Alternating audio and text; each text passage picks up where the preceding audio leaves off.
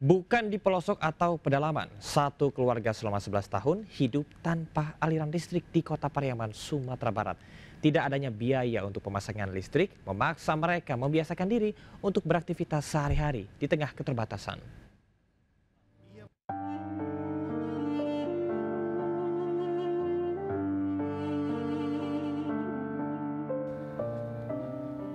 Beginilah rutinitas Amiruddin sehari-hari. Setiap menjelang malam, ia menyiapkan lampu teplok dari botol bekas untuk penerangan di dalam rumahnya. Meski tinggal di pusat Kota Pariaman, tepatnya di Kelurahan Ujuang Batuang, Kecamatan Pariaman Tengah, Kota Pariaman, kehidupan tanpa listrik sudah bagian dari kehidupan mereka sehari-hari. 11 tahun lamanya, Amiruddin dan keluarga menghadapi situasi seperti ini. Penghasilannya sebagai pekerja serabutan tidak mampu membayar biaya pendaftaran listrik. Sementara sang istri hanya berpenghasilan Rp15.000 dari upah membuat sarang ketupat. Udah 11 tahun. Itu gimana rasanya tuh, Pak? Ya, gelap-gelapan lah. Kalau aktivitas gimana, Pak? Apa adanya gitu. Ya. Kalau anak belajar gimana, Pak? Anak-anak belajar nggak susah ya, karena gelap.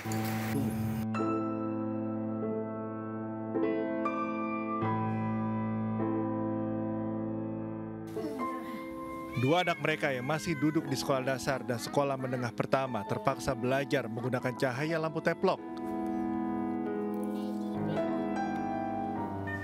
Di tengah gemerlapnya pusat kota, terselip keluarga Amiruddin yang mencoba bertahan dalam kegelapan malam.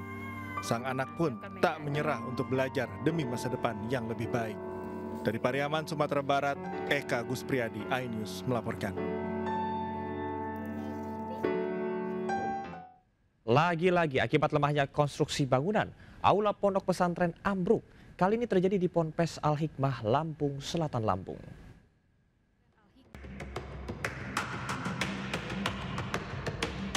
Beginilah puing-puing bangunan yang berserakan di Pondok Pesantren Al-Hikmah, Lampung Selatan, Lampung. Aula yang baru saja dibangun ini tiba-tiba ambruk setelah bagian struktur penyangga gagal menahan beban konstruksi. Saat kejadian tidak ada santri maupun pekerja di lokasi sehingga tidak menimbulkan korban jiwa. Kepala Kantor Wilayah Kementerian Agama Provinsi Lampung mengingatkan agar setiap ponpes wajib memperhatikan keselamatan struktur bangunan. Kanwil Kemenak Lampung juga akan mengirimkan surat edaran kepada seluruh ponpes agar mengecek kembali kondisi bangunan. Dari Lampung Selatan, Lampung, Heri Fulistiawan, iNews melaporkan. Tidak jauh dari Jakarta, ratusan siswa di Bekasi, Jawa Barat terpaksa belajar di lantai karena sekolah kekurangan bangku dan meja belajar. Kondisi kelas juga memprihatinkan karena atap lapuk dan bisa sewaktu-waktu ambruk.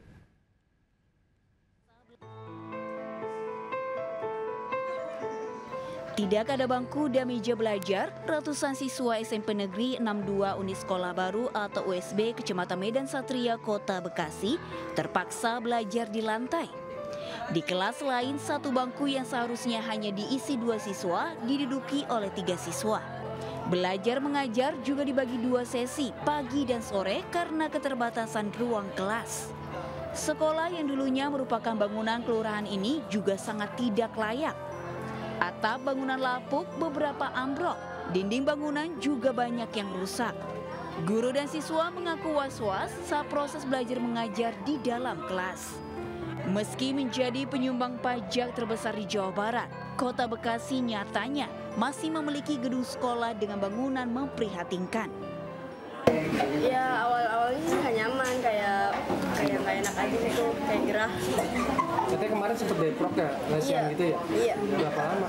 Udah sekitar 4 bulan. 4 bulan.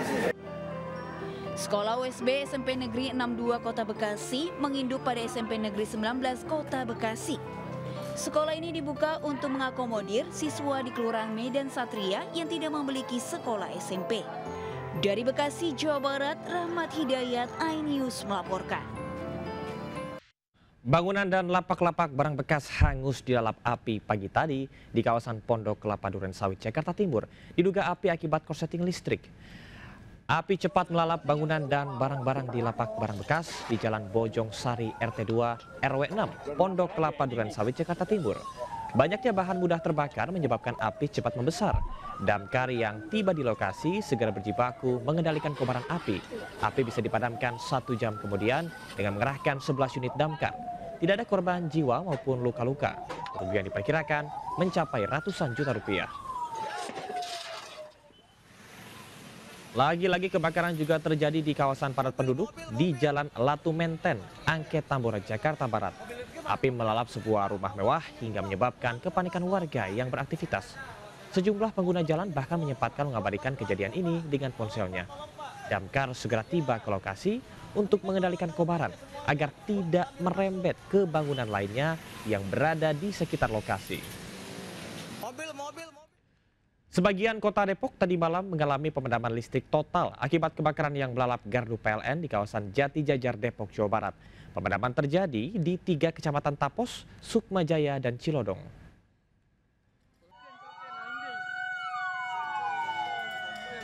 Damkar tiba ke lokasi kebakaran dan berusaha melokalisir api yang melalap gardu induk PLN di Jalan Raya Bogor, Jati Jajar, Tapos, Depok.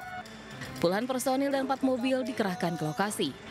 Kebakaran terjadi pada pukul 8 malam hingga menyebabkan listrik di 3 kecamatan Tapos, Sukmajaya, dan Cilodong mati total.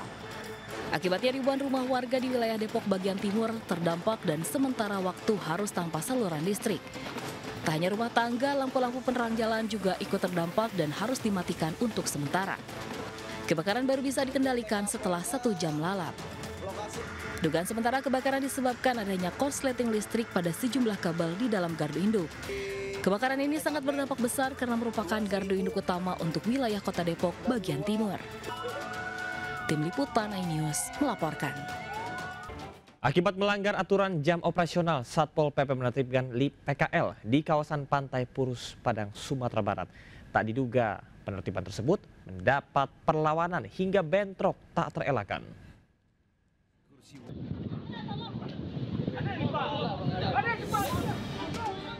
Dua orang pedagang mengamuk dan menyerang petugas Satpol PP dengan linggis saat petugas Satpol PP hendak menertibkan kursi-kursi warung miliknya untuk berjualan di kawasan wisata Pantai Purus, Kota Padang. Kericuhan pun tak terelakkan.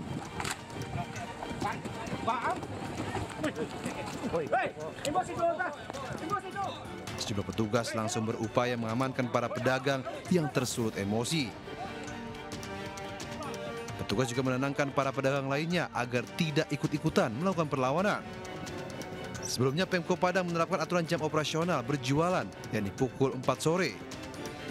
Namun sejumlah pedagang tetap membandel dan menggelar lapaknya sebelum jam operasional yang ditetapkan sehingga ditertibkan. Petugas Satpol PP akan kembali melakukan sidak untuk mencegah munculnya para pedagang kaki lima yang melanggar peraturan. Dari Padang, Sumatera Barat, Budi Sunandar melaporkan. Demi konten di media sosial, gerombolan geng motor kembali berulah di Makassar, Sulawesi Selatan. 2 anggota geng motor terlibat tawuran hingga meresahkan warga sekitar. 2 kelompok geng motor yang kerap berbuat onar di Makassar, Sulawesi Selatan diringkus polisi. Kelompok geng motor ini kerap melakukan aksi tawuran hingga meresahkan warga. Polisi akhirnya meringkus 5 pelaku di sejumlah lokasi. Polisi juga menyita puluhan anak dan busur panah serta senjata tajam lainnya berikut 2 unit sepeda motor tak bersurat. Dari hasil penyelidikan polisi, pemicu tawuran hanya karena saling ejek di media sosial. Tak hanya itu, mereka juga menjadikan tawuran sebagai konten untuk media sosial. Guna proses hukum lebih lanjut, para pelaku ditahan di Polsek Manggala, Kota Makassar, Sulawesi Selatan. Mereka dijerat dengan pasal 170 ayat 1, junto pasal 55 dan 56 KUHP dengan ancaman hukuman di atas 5 tahun penjara. Dari Makassar, Sulawesi Selatan, Muhammad Nurbode, iNews melaporkan. Pemirsa, gempa bumi magnitudo 7,6 mengguncang wilayah sekitar Melongwane, Sulawesi Utara. Badan Meteorologi, Klimatologi, dan Geofisika mencatat gempa berlokasi di 371 km timur laut Melongwane, Sulawesi Utara. Dengan kedalaman gempa 56 km. Sejumlah wilayah di Sulawesi Utara pun menerima peringatan dini tsunami. Di antaranya Kepulauan Talaut, Kota Bitung, Minahasa Utara, bagian utara, dan selatan. Tidak hanya itu, tsunami juga mengancam daerah-daerah Supiori, Papua.